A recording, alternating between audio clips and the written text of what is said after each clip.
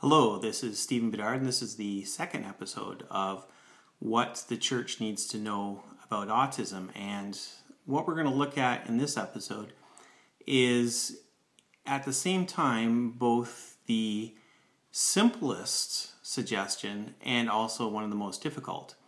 And this is something that is important whether or not you have people with autism in your church or any other disability. This is something that you should be building into the culture of your church, of your staff, your volunteers, and everyone else.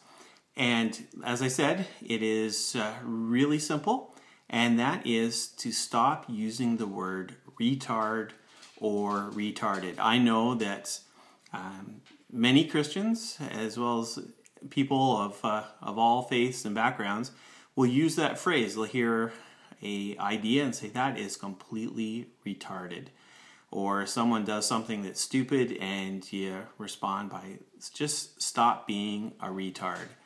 And I hear it so often, and it is very common, and a lot of people think it is no big deal. In fact, I received some pushback by one Christian saying that by suggesting that people should stop using the words retard and retarded, that I was giving in to the pressure for political correctness.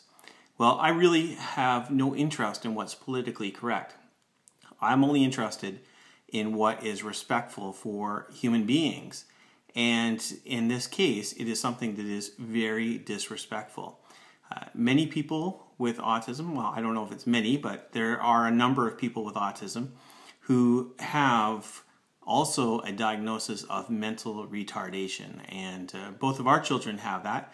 Now, when it comes to autism, it's very difficult to test for retardation because of the difficulties they have in answering the questions, and it's not necessarily because they don't have the intellectual ability, but rather the communication problems get in the way. So in our case, I would say that our daughter is mentally retarded, but our son, even though he also has a diagnosis, probably isn't. But it doesn't matter.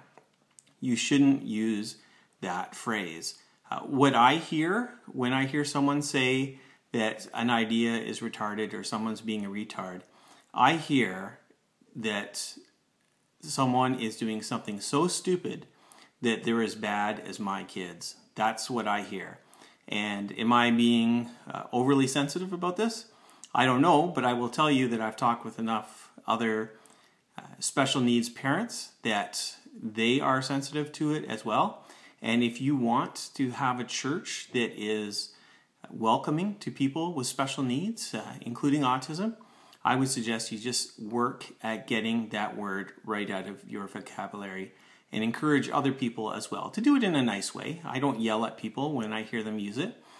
But if I have the relationship and the opportunity, I will share what I think about it. And of course, we can't force people to speak a certain way. But I would encourage you to include this sensitivity into your church. And when you hear other people that you are close with using that word, to perhaps challenge them that that might not be the best way to make your church autism friendly or disability friendly. Thank you for watching this video. I will continue to post more on what the church needs to know about autism.